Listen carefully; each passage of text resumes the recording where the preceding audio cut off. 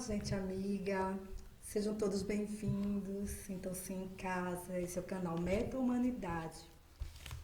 Aqui eu vou trazer para dar continuidade ao meu relato sobre a leitura desse livro, o quanto esse livro tem impactado. E eu vou dar continuidade ao capítulo 3. Eu não vou fazer leitura, eu não vou fazer interpretação né, de, do conteúdo, se é verdade, se não é. Eu simplesmente vou fazer pontuação do que eu vi no terceiro capítulo e vou trazer também aqui à luz uns comentários adicionais em cima do que foi falado, tá bom? Esse capítulo 3 ele traz aqui para mim, ele me chamou, me tocou no coração duas coisas importantes. A primeira delas é a forma como nós criamos a nossa realidade no mundo. A partir dessa existência tripla, onde o todo se experimenta através de nós.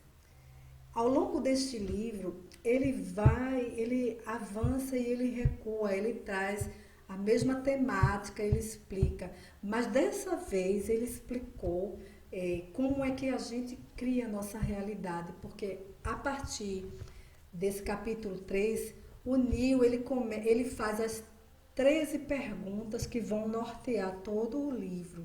Aqui começa para valer toda as suas dúvidas sendo tiradas a partir de Deus, né? Ele pergunta e Deus responde. As 13 perguntas, questões básicas que o inquietaram tanto. Quem foi o Neil Donald Walsh? Eu já tenho aqui alguns vídeos. Esse é o terceiro fazendo comentários a respeito desse livro. E tem um outro que eu também falo sobre o filme. O filme é até bom que assista antes, porque ele é um complemento. Ou pode assistir depois também. O filme, ele retrata como era a vida do Neil Donald Walsh. A situação que ele passou, os perrengues que passou na rua como mendigo, enfim. Eu explico um pouco lá e depois vocês podem assistir também o filme que está liberado no YouTube. Qual é a primeira questão que me chamou a atenção aqui nesse livro, nesse capítulo 3? Nós criamos nós somos criadores em 3 níveis. Nós criamos ao nível mental, ao nível da palavra e ao nível da ação. E ainda seguindo esse mesmo raciocínio, sempre, né, o número 3, ele também vai falar, além desse nível de criação, ele vai trazer também a questão do triunvirato. É um palavrão, né? Triunvirato. Eu fiquei impactada com essa palavra, fui buscar aqui no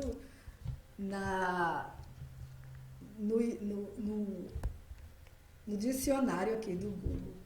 Mas o que quer dizer o triunvirato? Nada mais é do que a Santíssima Trindade. É o Pai, é o Filho e é o Espírito Santo.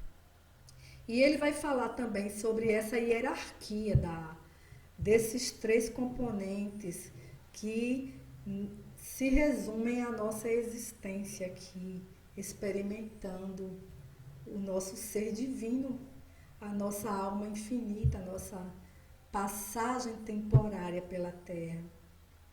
Ele vai trazer que, em um dado momento, voltando um pouco, em um dado momento, ele explica, né, a partir da primeira pergunta, por que a minha vida não dá certo? Por que bababá, bababá, eu não ganho dinheiro? Essas coisas assim que trazem a gente a essas buscas, né, espirituais e mais metafísicas. E de repente era só um caminhozinho para a gente chegar ao verdadeiro caminho. Aí ele começa a questionar Deus e explica com muita paciência como é feito o processo E nesse processo você pensa, porque é uma fase de criação. Se você apenas pensa, você apenas cria num nível. Se você pensa e fala a sua melhor versão, né? É a minha melhor versão que eu estou expressando. O que eu pensei, visualizei, imprimi na minha tela mental, no meu cinema interior, como é que tem que ser aquilo que eu peço, porque você não pode querer, porque vai ficar querendo, é pedir. Mentalizou, pediu e depois expressou em palavras. Por isso que o Ho'oponopono dá tão certo. E em seguida você parte para a ação, porque se o projeto está no papel, ele precisa ser executado.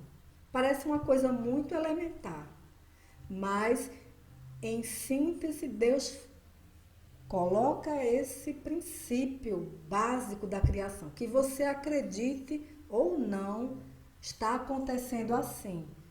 Tudo que você vê ao seu redor, que você gosta ou que você não gosta, foi você que criou desta forma, nestes níveis. E isso vai dar resultado ao produto, ao seu produto, que é um sentimento ou uma experiência. Aí você escolhe o que é que você quer, o que é que você está vendo, está se agradando, não está, escolha outro. É como o touch do celular. Estou vendo aqui um vídeo, não gostei desse, escolho outro, vou passar para frente. É mais ou menos assim. Eu estou começando a entender que esse nível da informática é um nível muito semelhante ao que a gente tem no universo. A gente puxa através dos algoritmos, a gente cria. E é assim, para não perder muito o fio da meada, senão eu me perco. Esse é um aspecto da criação. Você cria em 3 níveis. E o outro, o triunvirato, a Santíssima Trindade. No dado momento em que Neo entende esse processo de criar, ele tem um estalo e ele começa a questionar, mas Deus, tem alguma coisa errada aí. Ele não usou essas palavras não, sou eu que estou falando. E como é que se explica eu estar doente ou qualquer pessoa estando doente num estágio em que ela se sente desenganada, se sente, né? E vai trabalhar nesses 3 aspectos. Eu falo, eu penso, eu ajo. E aí Deus explica para ele, não é simplesmente negando a sua realidade. Você precisa enfrentar que você tem.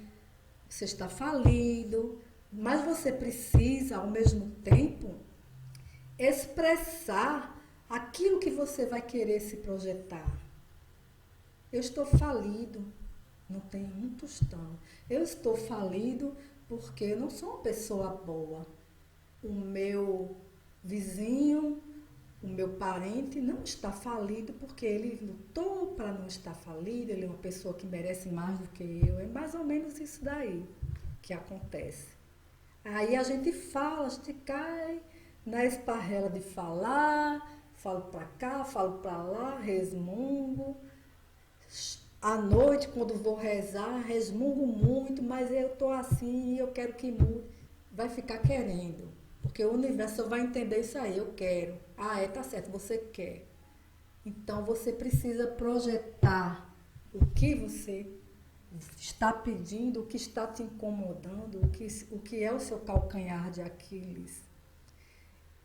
Entendeu esse processo da criação?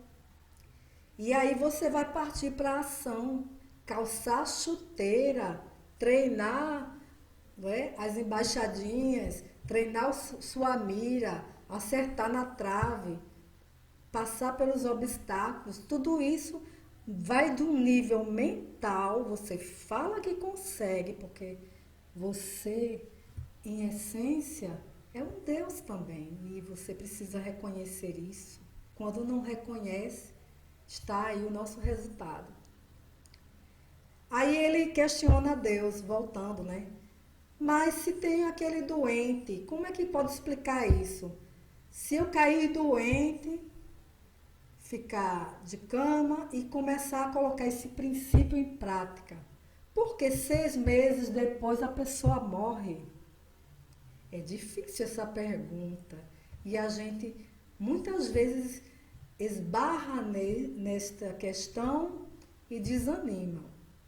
E aí quando Deus explica sobre o triunvirato, sobre a Santíssima Trindade, muitas vezes a gente vai criar, a gente está aqui se experimentando, está tudo muito bem, a gente faz a caquinha aqui, depois corrige, refaz, aprende a fazer melhor, melhora. Isso tudo é muito lindo, aos olhos da alma. É aí onde vai entrar a alma, o pensamento, o teu corpo físico, o teu ego. Todos três, eles são importantes no processo de se recriar, de trabalhar essa experimentação de Deus aqui do todo na Terra. São importantíssimos, nenhum é mais importante do que o outro. Mas num dado momento em que essa brincadeira precisa acabar, eu não quero brincar mais não, quem decide é a alma. E é por isso que muitas vezes ele traz esse exemplo. Você pede para que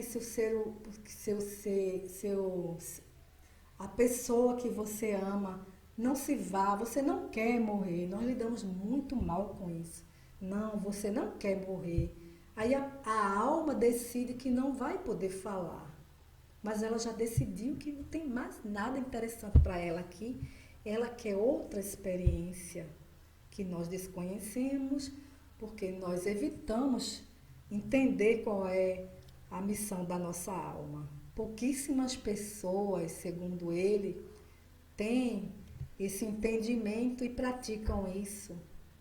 E nós vivemos a vida distraídos, sonâmbulos, e aí não quero que você vá. E muitas vezes aquela alma que já decidiu no seu cantinho sozinha, que quer ir, ela espera que você se distraia, vá ali comprar alguma coisa, vá fazer um lanche, vá dormir, que de manhã a gente se vê. E você, quando menos espera, aquele guardião tão bem intencionado, é no momento em que ele deu as costas que a alma vai, segue. E aí, gente, para concluir, eu gostaria de trazer aqui 2 filmes que vão retratar muito bem essa questão da alma. Um deles é A Última Grande Lição, é um filme antigo, mas você encontra com facilidade no YouTube. Eu já trabalhei ele em treinamentos de humanização em hospital. E esse filme, ele traz a história de um professor universitário que viveu a vida com muita doçura, com muita verdade, com muita sincronicidade com a sua alma, né? Ele vivia em muita ressonância com a sua alma. Ele era um professor maravilhoso, ultra-humano. E ele se deparou com uma doença degenerativa. E nessa doença ele sabia que ia morrer e ele começou a se preparar. É A Última Grande Lição, o nome do filme. E ele decidiu que esse poderia ser um motivo em que ele poderia dar uma grande lição àqueles que ficam e que não aceitam com naturalidade os processos da vida. E é um filme lindo, eu recomendo, e vocês vão entender bastante o que está sendo dito aqui. E o outro filme, eu não lembro o nome, é o filme de uma garotinha que ela é gerada para salvar a vida da irmã adolescente que tem leucemia. E num dado momento, essa garotinha, ela coloca os pais na justiça. Ela não quer mais doar sangue, ela não quer mais passar por intervenções. E ninguém entende porque ela faz isso, ela consegue um advogado. E a irmã dela, que já estava também, já era uma alma que já não via mais sentido em estar aqui. Por detrás, fez um acordo com ela e pediu que ela fizesse tudo isso. Mas eu falando aqui do fim do filme não vai perder, não vai fazer com que você perca a beleza e a degustação desse filme com tantos ensinamentos. E aí você vai poder confrontar com esse capítulo 3 aqui desse livro. Eu não lembro do nome do filme, também não é difícil de achar. É o filme de uma garotinha que coloca os pais na justiça. Ela vai a júri pelo direito de não mais ser aquela que vai salvar a vida da irmã. Ela foi gerada para isso. Difícil, né? Pois é, gente. Então eu fico por aqui, deixo aqui com vocês o meu grande beijo, um abraço. Amo vocês. Até a próxima.